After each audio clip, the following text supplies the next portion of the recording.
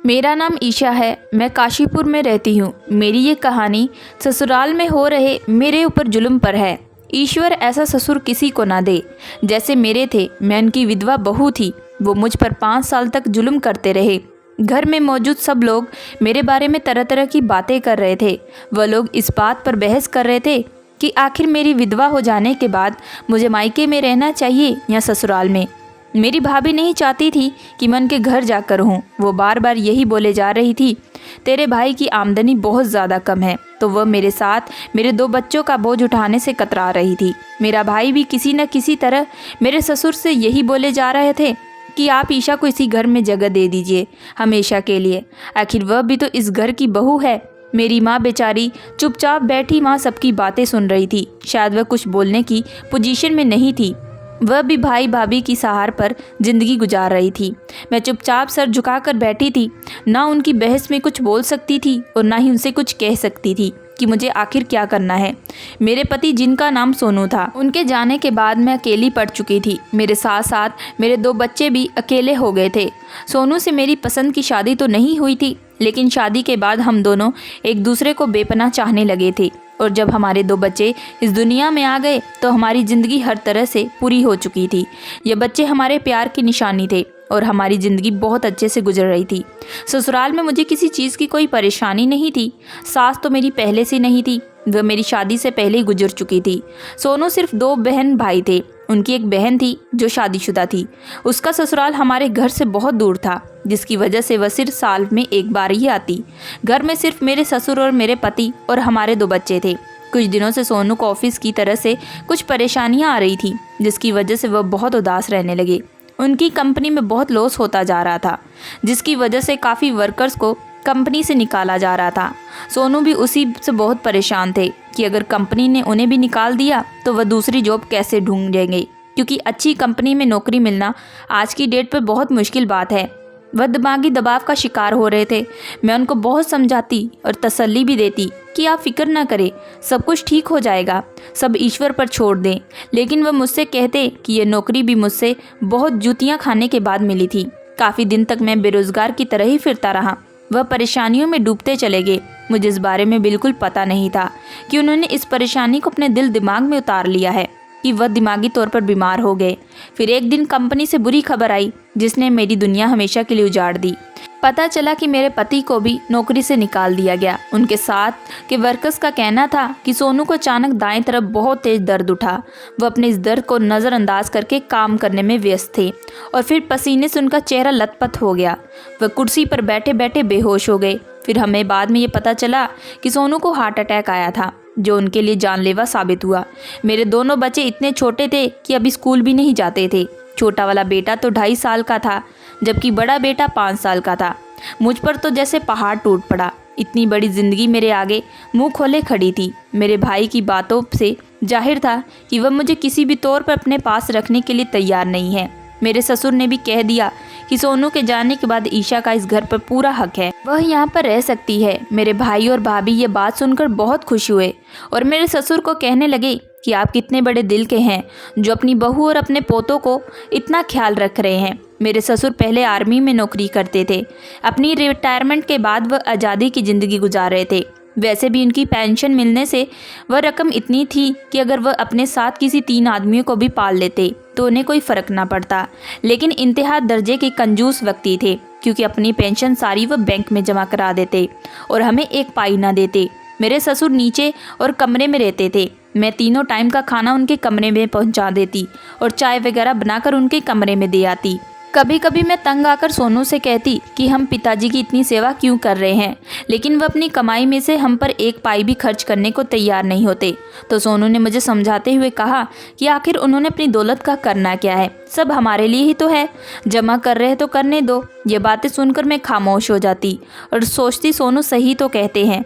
सोनू के जाते ही वह रिश्ता भी मेरे लिए ख़त्म हो चुका था, लेकिन हाँ, वह एक रिश्ते से मेरे बच्चों के दादा भी थे। मैं अपनी माँ की मजबूरी समझ चुकी थी और उनके कुछ ना बोलने की वजह भी मैं समझ में आ गई थी। वह भाई के आगे कुछ भी नहीं कह सकती थी। मेरे पति को मरे हुए अभी कुछ दिन ही हुए थे, इसलिए मैं बाहर नहीं जा सकती थी और ना ही किसी पराये मर्द के सामने आती, इसलिए चुपचाप अपनी ज़िंदगी का फैसला होते देखे जा रही थी। मेरी ननंद सोनू के मरने पर ना आ सकी थी, इसके बच्चे होने वाले थे और डिलीवरी में 2 दिन ही बाकी रहे थे। लेकिन इस बेचारी का सदमे से बहुत बुरा हाल था। वह अपने भाई की खबर सुनते ही बहुत बेचैन हो गई, जो अपने भाई की मौत पर आखिरी बार उसको देखने तक ना आ सकी। इस हालत में वह सिर्फ दुख जताने के अलावा कुछ नहीं कर सकती थी। फिर माँ और भाई मेरे सर पर हाथ रखकर चले गए। जाते जाते माँ ने मुझसे कहा, बेटी अगर तुझे कोई परेशानी हो तो फ़ौरन ही मुझे बता देना। मैं अपनी माँ की बात सुनकर सोच रही थी कि ज़िंदगी में अब परेशानियों के सिवा बचा ही क्या है, लेकिन उनकी ये तसल्ली भरी बातें मेरे दिल को सुकून पहुँचा रही थी। उन लोगों के जाने के बाद मैं इस बात पर परेशान थी, इतने बड़े घर में भला मैं अकेली कैसे रहूँगी। मेरे ससुर तो पूरा दिन नीचे अपने कमरे में ही रहते, वह कभी भी ऊपर नहीं आते थे, बल्कि मैं खाना देने और चाय देने की वजह से नीचे चली जाती और बच्चे भी खेलने की वजह से नीचे जाते। लेकिन मेरे ससुर को बच्चों से कोई खास दिलचस्पी नहीं थी, इसलिए वह थोड़ी देर बाद बच्चों को कहते कि ऊपर जाओ और अपनी माँ के पास ऊपर ही जाकर रहा करो। लोगों की तरह बच्चों से कोई खास लगाव नहीं करते थे। सोनू मुझे कहते थे कि शायद वह अपनी आर्मी जैसी लाइफ गुजार कर आए हैं, तो इसलिए बच्चों के साथ ऐसा बर्ताव करते हैं। कोई बात नहीं, अपनी ज़िंदगी के मालिक हैं, जैसा चाहे वैसा रहे। अब मैं अपनी छोटी छोटी ज़रूरतें पूरी करने के लिए अपने ससुर की मोहताज हो चुकी थी। मुझे कुछ भी मंगवाना होता तो मुझे उनसे कहना पड़ता। मैं ये सोचने लगी कि अब मुझे ससुर के साथ ज़िंदगी गुजारनी होगी। सोनू के जाने के बाद अब मुझे ये सारी जिम्मेदारी अकेले ही उठानी होगी। फिर मैं उठी और किचन में जाकर खाना बनाने लगी। मैं सोचने लगी कि बच्चों के उठने से पहले ही खाना बनाकर तैयार कर लेती हूँ। जल्दी जल्दी मैंने सारा खाना बनाकर रख दिया। मैं सोचने लगी कि पहले खाना बनाते ही मुझे ससुर जी के पास नीचे लेकर जाना होगा। पहले की बात कुछ और थी, लेकिन अब मुझे नीचे जाना अजीब सा लग रहा था। लेकिन फिर मेरे दिल में ख्याल आया कि आखिर पैसों के लिए भी तो मुझे अपने ससुर के आगे हाथ फैलाने पड़ेंगे, तो उनको खाना या उनको कोई काम करने में क्या हिचकिचाना। यही सोचकर मैंने एक ट्रे में सारा खाना रखा और अपने ससुर को देने के लिए नीचे चली गई। मैंने उनके कमरे में उनके बेड पर खाना रख दिया। कमरे के बाथरूम में से पानी गिरने की आवाज़ आ रही थी। मुझे लगा शायद वह नहा रहे थे। मैंने सोचा कि जब तक वह नहा कर आएंगे तो खाना ठंडा हो चुका होगा। यही सोचकर मैंने खाना उठाया और वापस मुड़ने लगी। तभी बाथरूम का दरवाज़ा एकदम से खुला और शायद ससुर जी ने कहा कि मैं नहाकर फ्री हो गया हूँ। मेरे हाथों में खाने की ट्रे थी। उन्होंने सिर्फ पजामा पहन के रखा था, जबकि उनके पूरे शरीर पर दूसरा कोई कपड़ा मौजूद नहीं था। मैंने अपनी नज़रें झुका ली, फिर उनसे कहने लगी कि मैं आपके लिए खाना लाई थी। उन्होंने मुझसे कहा खाना बेड पर रख दो। मैंने वह खाना उनके बेड पर रखा। मैं वापस मुड़ने ही लगी थी कि अचानक से मैं अपने पीछे खड़े ससुर से जाकर टकरा गई। मैंने उनसे कहा कि मुझे माफ़ कर दीजिएगा, मुझे नहीं पता था कि आप मेरे बिल्कुल पीछे ही खड़े हैं। वह भी मुझसे माफ़ी मांगने लगे और कहने लगे कि नहीं नहीं, मैं अपना चश्मा उठा रहा था। मैं जल्दी से घबरा कर कमरे से बाहर आ गई। मुझे अब बड़ा अजीब सा महसूस हो रहा था। मैं भागकर ऊपर वाले कमरे की तरफ चली गई। रसोई में सारा राशन ख़त्म हो गया था। मैं सोच रही थी कि ससुर जी से कहती हूँ कि रसोई में राशन भरवा दे। मैं इस मौके की तलाश में थी कि उनसे बात करूँगी। दोनों बच्चे भाग गए जा रहे थे, इसलिए उनके सामने बहुत सारे खिलौने रखकर उन्हें उनसे खेलने के लिए लगा दिया और खुद राशन की बात करने के लिए नीचे ससुर जी के कमरे में चली गई। वह बिस्तर पर लेटे हुए थे, लेकिन जाग रहे थे। कमरे में हर तरफ अंधेरा सा हो रहा था और मुझे कुछ दिखाई भी नहीं दिया। तो मैंने धीमी सी आवाज़ में उनको कहा, ससुर जी, मुझे आपसे कुछ बात करनी है। वह आवाज़ सुनकर एकदम उठकर बैठ गए। फिर मुझे इशारे से अपने पास बुलाया, यहाँ आओ, जो भी बात करनी है तसल्ली से बैठकर करो, मेरे पास आओ। उनका ऐसा कहना मुझे थोड़ा अजीब सा लगा, लेकिन राशन की बात करनी भी बड़ी ज़रूरी थी, इसलिए चुपचाप जाकर उनके सामने दूसरी तरफ बैठ गई। कमरे का माहौल अजीब सा, बड़ा ही खौफनाक हो रहा था, क्योंकि हम दोनों कमरे में बिल्कुल अकेले थे। मुझे डर लग रहा था। फिर मैंने जल्दी से उनसे कहने लगी कि ससुर जी, किचन का राशन पूरा ख़त्म हो चुका है, आपकी मेहरबानी होगी अगर आप डलवा देंगे। तो मेरी बात सुनकर वे कहने लगे, क्यों नहीं, मैंने तुम्हारी जिम्मेदारी उठाई है। अब तुम्हें किसी चीज़ की भी परेशानी हो, तुम बिना झिझके मुझसे कह सकती हो। तुम्हें परेशान होने की कोई ज़रूरत नहीं है। उनकी नज़रें मुझ पर जमी हुई थी। मैं नज़र झुकाकर बैठी थी। तभी वह मुझसे कहने लगा कि ईशा, तुम्हें अपने पति की कमी तो महसूस होती होगी। उनके शब्द मुझे कुछ मतलबी से लग रहे थे। तो मैंने अपनी नज़रें झुका ली और उनसे कहने लगी, ससुर जी क्यों नहीं, सोनू की कमी तो मुझे हर वक्त सताती है। उनके जाने के बाद तो मेरी ज़िंदगी का मकसद ही जैसे पूरा ख़त्म हो गया। फिर वह मुझसे कहने लगे कि मुझे भी हर वक्त अपनी पत्नी की कमी महसूस होती है।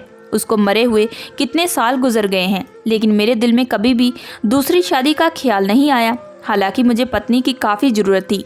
तुम भी देख लो मैं कितना सेहतमंद और फिट रहता हूँ। तुमने कभी भी यह ना सोचा कि मेरी ज़िंदगी में किसी औरत को ही ले आऊँ।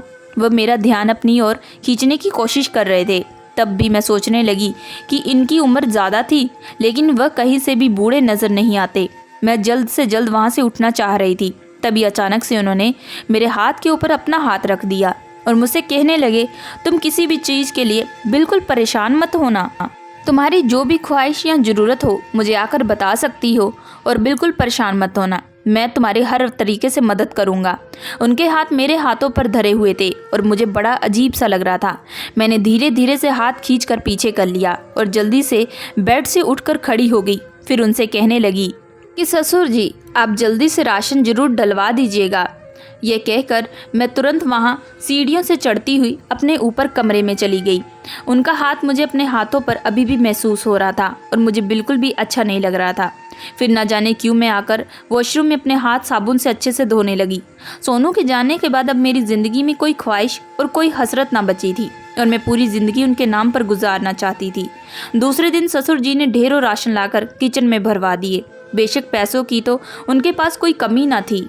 इतने सालों से पेंशन के नाम पर जो रकम आ रही थी वह बैंक के अकाउंट से उनके नाम पे सुरक्षित थी। वह बच्चों के लिए भी ढेरों सामान जैसे खिलौने, खाने पीने की चीज़ें लाने लगे, जिन्हें देखकर बच्चे बहुत खुश होते। मैं सोचने लगी कि सोनू की ज़िंदगी में तो उन्होंने कभी भी मेरे बच्चों पर ऐसे उपकार नहीं किए। शायद ये सोच कर रहे हैं कि ये बच्चे अब यतीम हो चुके हैं।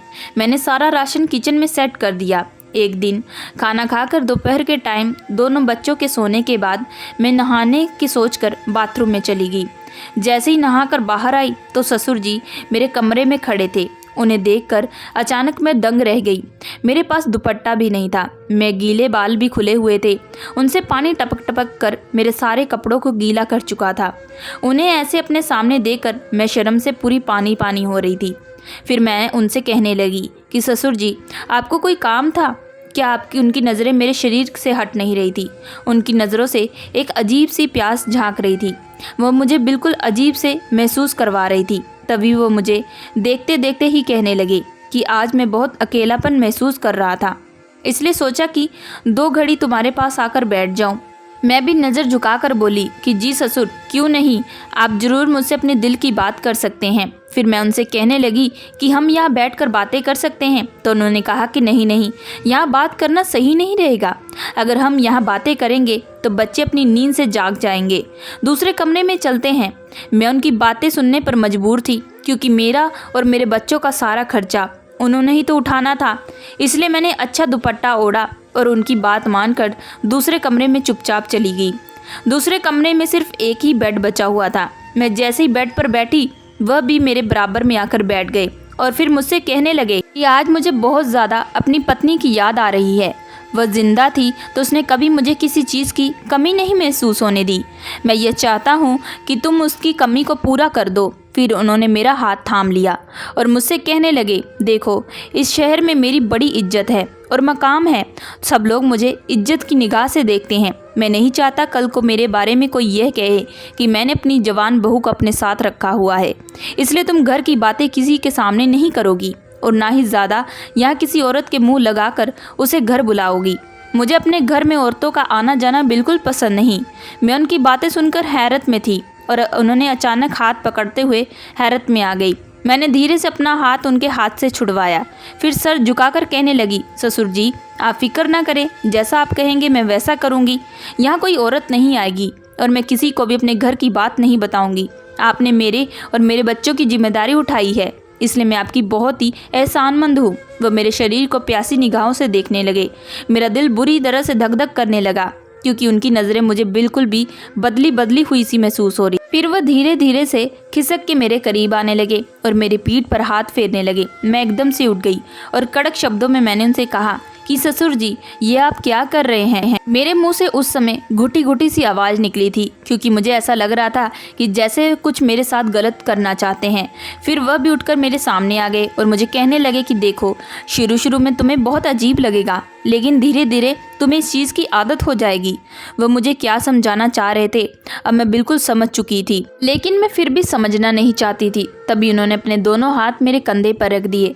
वह मुझसे कहने लगे, देखो मैंने तुम्हारी इतनी भारी जिम्मेदारी उठाई है, इसके बदले तुम्हारा भी तो कुछ हक बनता है। तुम्हारा काम यह है कि तुम भी मुझे खुश करो। आज तो मैं जा रहा हूँ, लेकिन तुम अच्छी तरह सोच लो और समझ लो, तुमने मुझे हर हाल में खुश करना ही होगा। उन्होंने अपनी गंदी निगाहों से मुझे देखा और कहते हुए नीचे चले गए। मैं मन ही मन घबरा रही थी और मेरा शरीर काँप रहा था। उनके इरादे मुझे लेकर बहुत गलत है। भला ये कैसे हो सकता था? आखिर वह मुझे किस तरीके से खुश करने का कह रहे थे? उन्होंने ये भी नहीं सोचा कि मैं उनके बेटे की विधवा हूँ और उनके पोतों की माँ हूँ। बहू भी तो बेटी समान होती है। 1-2 दिन ऐसे ही गुजर गए। मैं उनके सामने जाने से अब डर रही थी। जल्दी से नीचे खाना रखकर ऊपर आ जाती और कोशिश करती कि उनके कमरे में 1 मिनट भी ना रुकूं। फिर एक दिन वह हुआ जिसकी मुझे बिल्कुल भी उम्मीद नहीं थी। मैं अपने कमरे में बच्चों के साथ सो रही थी, क्योंकि गर्मियों का मौसम चल रहा था, जिसकी वजह से मैं कमरे के दरवाजे बंद नहीं कर सकती थी। कमरे में एसी भी नहीं लगा हुआ था और बाहर आंगन में सोते हुए मुझे डर लगता था, इसलिए मैं कमरे का दरवाज़ा खोलकर बच्चों के साथ ही सो जाती। मैं नींद में थी जब मुझे ऐसा महसूस हुआ जैसे मेरे कोई करीब खड़ा है, मुझे जगाने की कोशिश कर रहा है। मैं नींद में उठी थी, दुपट्टा तो वैसे ही मेरे पास नहीं था। तभी मैंने अपनी सोई सोई आंखें उठाकर देखा तो ससुर जी मुझे जगा रहे थे। मैं एकदम से घबरा कर उठी और अपनी पूरी आंखें खोलकर उन्हें हैरत से देखने लगी। वह मुझसे कहने लगे, डरो मत ईशा, मैं हूँ। मुझे तुमसे एक काम था। मेरे सर में बहुत तेज़ दर्द हो रहा है, थोड़ी देर मेरा सर दबा दो। मैंने जल्दी से अपना दुपट्टा ओढ़ने की कोशिश की जो सामने सोफे पर पड़ा हुआ था। फिर बिस्तर से उठकर दुपट्टा ओढ़ा और कहने लगी कि ससुर जी आप कहें तो मैं आपके लिए चाय बना देती हूँ। लेकिन वह कहने लगे, नहीं नहीं, चाय नहीं, बिल्कुल, तुम मेरा एक काम कर दो, अपने इन खूबसूरत हाथों से मेरा सर दबा दो। चाय में कैफीन होता है जिसके पीने से और भी ज़्यादा दर्द होगा। फिर वह मुझसे बार बार कहने लगे कि मैं नीचे कमरे में तुम्हारा इंतज़ार कर रहा हूँ। ये कहते वो नीचे चले गए। मैं हैरान और परेशान सी खड़ी थी। आधी रात के इस समय नीचे कमरे में उनके जाना मुझे किसी पहाड़ के चढ़ने के बराबर लग रहा था, लेकिन उनकी बात मानना भी ज़रूरी था, क्योंकि उनकी नाराज़गी में मैं मोल नहीं ले सकती थी। आखिरकार वह मुझे और मेरे बच्चों को पाल रहे थे। मैं अपनी मजबूरी के बारे में सोचते हुए कदम नीचे की तरफ उठाने लगी। कमरे का दरवाज़ा मैंने हल्के से बंद कर दिया था ताकि बच्चे न उठ जाएं। नीचे कमरे का दरवाज़ा पहले से ही खुला हुआ था। वह जैसे ही मेरे आने का इंतज़ार कर रहे थे, फिर मुझे आता देखकर वह बेड पर लेट गए और मुझे कहने लगे कि जल्दी से मेरा सर दबा दो। कब से मैं तुम्हारे आने का इंतज़ार में हूँ और सोने की कोशिश कर रहा हूँ, लेकिन मुझे नींद ही नहीं आ रही। मैं धीरे से उनका सर दबाने बैठी और हल्के हल्के से उनके सर को दबाने लगी। थोड़ी देर तक सर दबाती रही। फिर अचानक से उन्होंने अपना सर उठाकर मेरी गोद में रख दिया। मेरा दिल सूखे पत्ते की तरह पूरा काँप रहा था। मेरे साथ क्या हो रहा था और वह क्या कर रहे थे मेरे साथ, मुझे कुछ समझ में नहीं आ रहा था। क्या वह मुझसे कोई गलत संबंध बनाना चाहते थे? मैं धीरे से उठने लगी कि अचानक उन्होंने एक झटके से मुझे खींचकर अपने ऊपर गिरा लिया। तभी मैंने जोर लगाकर उनसे अपने आप को छुड़ाने की बहुत कोशिश की, लेकिन उनका वजूद ताकतवर था। उन्होंने मुझे इतनी ज़ोर से जकड़ा हुआ था कि इतनी कोशिशों के बावजूद भी उनसे खुद को छुड़ा न सकी मैं। फिर उनसे कहने लगी कि ससुर जी आप ये क्या कर रहे हैं? आप ऐसी गंदी हरकतें मेरे साथ कैसे कर सकते हैं? मैं आपके मरे हुए बेटे की बीवी हूँ, कम से कम आप उस बेटे का ख्याल कर लीजिए। तो वह मुझसे चिल्लाकर कहने लगे, तुम्हारा मेरे बेटे के साथ रिश्ता तब ख़त्म हो चुका था जब तुम उसकी पत्नी थी। उस वक्त तुम मेरी बहू भी थी, लेकिन जैसे मेरा बेटा मर गया उसके बाद से तुम सिर्फ मेरे लिए पराई हो। अगर तुम्हें इस घर में रहना है तो मेरे मुताबिक मेरी हर शर्त को मानना पड़ेगा। उन्होंने एक झटका देकर मुझे बेड पर गिरा दिया। उन्होंने मेरे वजूद को बिल्कुल बेबस कर दिया था। आखिरकार उन्होंने अपने मकसद के लिए मुझे इस्तेमाल किया। वह आज अपने उस मकसद में कामयाब हो चुके थे।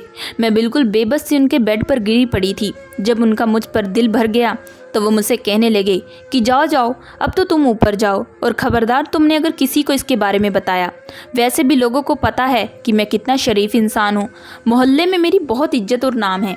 अगर तुमने किसी के सामने भी अपनी ज़ुबान खोली तो मैं सब लोगों को यही कहूँगा कि अपने पति के मरने के बाद तुम मुझसे अपने नाजायज़ संबंध बनाना चाहती थी, और तुम्हारी बदकिरदारी साबित करने में मुझे चंद मिनट भी नहीं लगेंगे। मैंने अपना बिखरा हुआ वजूद उठाया और अपने जख्मी दिल को लपेटे हुए सीढ़ियों पर दौड़ते हुए अपने कमरे में चली गई। मेरे दोनों मासूम बच्चे बेखबर सो रहे थे। उन्हें तो यह नहीं मालूम था कि उनकी माँ के ऊपर क्या क़यामत गुजर चुकी है। मैं जिन परेशानियों से गुजर रही थी उनसे मेरा दिल फटा जा रहा था। फिर मैं बाथरूम में नहाने के लिए चली गई। मुझे अपने वजूद से भी अब घिन महसूस हो रही थी। दूसरी सुबह मेरे लिए इससे भी ज़्यादा खतरनाक साबित हुई। मैं अपने जख्मी वजूद के लिए किचन में नाश्ता बना रही थी। मेरा दिल भी किसी काम को नहीं चाह रहा था।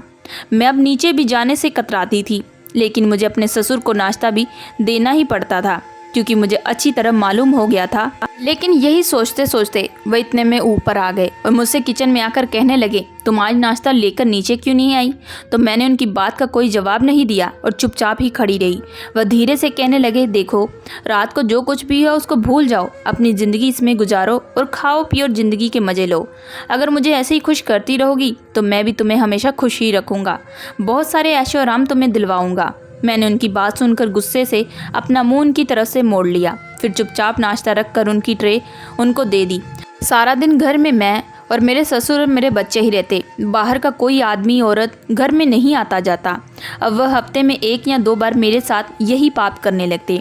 कई बार दिल में ख्याल आता कि अपने माँ और अपने भाई को ससुर की असलियत के बारे में बताकर हमेशा हमेशा के लिए अपने बच्चों को लेकर यहाँ से कहीं दूर चली जाऊँ, इस घर से चली जाऊँ। लेकिन फिर यह सोच कर डर जाती कि कहीं मेरे ससुर भाई को यह ना कह दे कि मेरा ही किरदार बुरा है।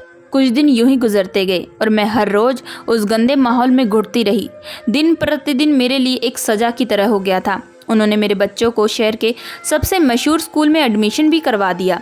उनका कहना था कि अगर तुम मेरा कहना ऐसे ही मानती रहोगी तो वह मेरे बच्चों को यूं ही आयाशियाँ करवाते रहेंगे और उनके आराम के लिए हर अच्छी से अच्छी चीज़ घर में मौजूद कर देंगे। लेकिन मैं अंदर से ख़त्म होते जा रही थी। जब मुझे अपने बच्चों का ख्याल आता तो सोचती, मेरे मरने के बाद इन बच्चों का क्या होगा? ये बच्चे मेरे और सोनू की निशानी हैं।